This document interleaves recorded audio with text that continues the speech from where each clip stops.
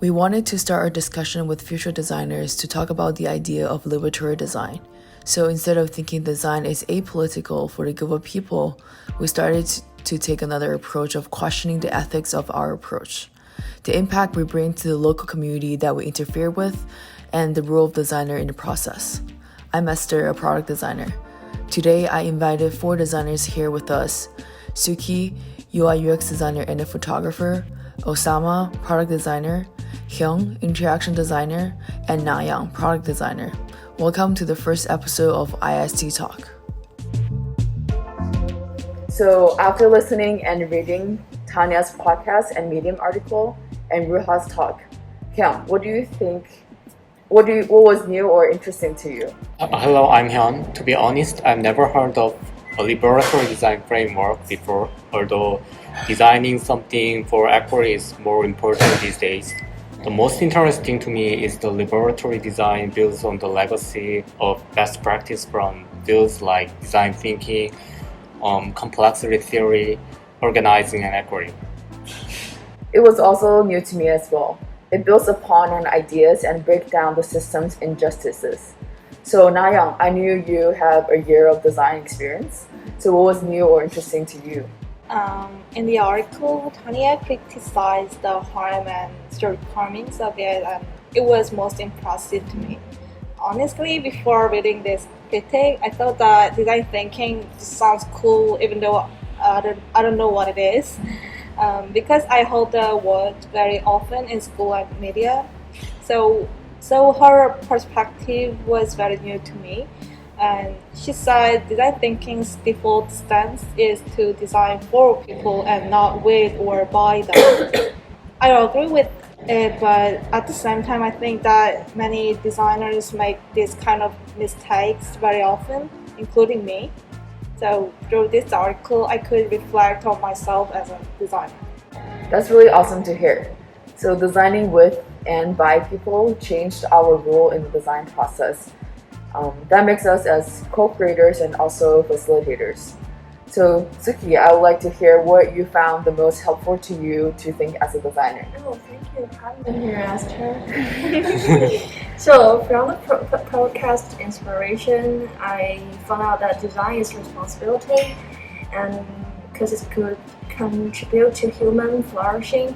However, during the design process, we may hardly get validating answers from interviews, because like what they said, designers won't be successful if people don't talk to them.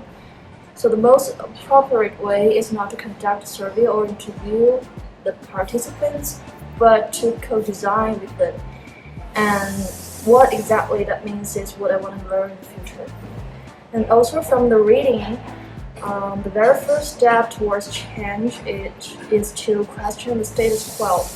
How I got there, like Tania, with her lived experience as the daughter of war-fleeing immigrants and an Arab American, she's equipped with the ability to code switch, to emphasize across cultures and so on. Thus, every designer has his or her own design thinking based on their ethnic childhood experience, races, or anything else which specializes them. So, building next steps towards a better human-centered design path, that is what I'm thinking about. Yeah. That's really cool to hear. So where a designer coming from can greatly impact how and what a designer practice. I would like to hear what Hyun think. What do you find is the most helpful in Tania's talk?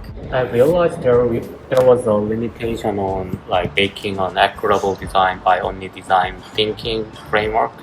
As Tania mentioned before in the podcast, designers should be the activists for equity, support for liberation, and question the system. It made me rethink my role as a designer and my impact on the users and the community. So, Osama, after knowing and learning about liberatory design, how do you plan to practice it? Great question, Esther. So currently, I work as a product design lead at a startup. Being in a leadership position at a startup allows me to sit with the business leaders who are also the decision makers. While the vision of the team is to create real impact for the end users, Rarely any person who will eventually be using our product is part of the decision making. Part of it is my fault because I come from a business education background. While the business language allows me to understand the economic perspective of problems, it does not allow me to clearly understand their values. And because working in sprints require output from designers as deliverables, I hardly get time to invite the people the system is designed for until it has been developed. The problem with this is that the product reaches the market. It does not resolve the problems being faced by the people who in turn just don't adopt our solution. After reading about Liberatory Design, I have understood how I can make a few adjustments to my process and introduce a more inclusive framework that will help the business as much as the design. The 4 key mindset shifts I see that I can improve my approach as a designer are: 1. Be a facilitator of a safe and respectful space where people can discuss their actual pain points, be a part of the solution design process instead of just recipient of it. 2. Be more aware of how the participants of my design process are affected by the process and cater to their well-being, especially after sensitive sessions where the person is left with pain recalling the experiences I'm trying to resolve. 3rd, the solution to the problem of the community exists within that community. That means I need to listen to them more carefully. Finally, act as an activist at times when the people we are serving are valued less than the bottom line of the business. While this one is a bit risky, there must be a way the people using the service or product are defended at times their worth is measured in mere numbers. I hope I get the courage to implement even 1% of the mindset and concepts advised by Tania. Even that will help me become a better designer. Thank you, Osama, for sharing your insights and key takeaways. So this is like open question for everyone. What are some difficulties or questions, things you don't quite understand in these videos and podcasts? Yeah, the presentation made by Ruha Benjamin about the new gene code talking about racist is hard to understand completely, I think. Yeah, me as well. I'm not sure, but as I understand, coded bias exists in our daily lives with diverse forms such as services or products like Citizen app and the racist AI robot that she mentioned. And we should be always wary of it as a designer. Yeah. Thanks everyone for joining us on the first episode of IXD Talk. This episode is hosted by Esther, joined with Suki, Naya, Osama, and Hyun. We will see you in the next episode.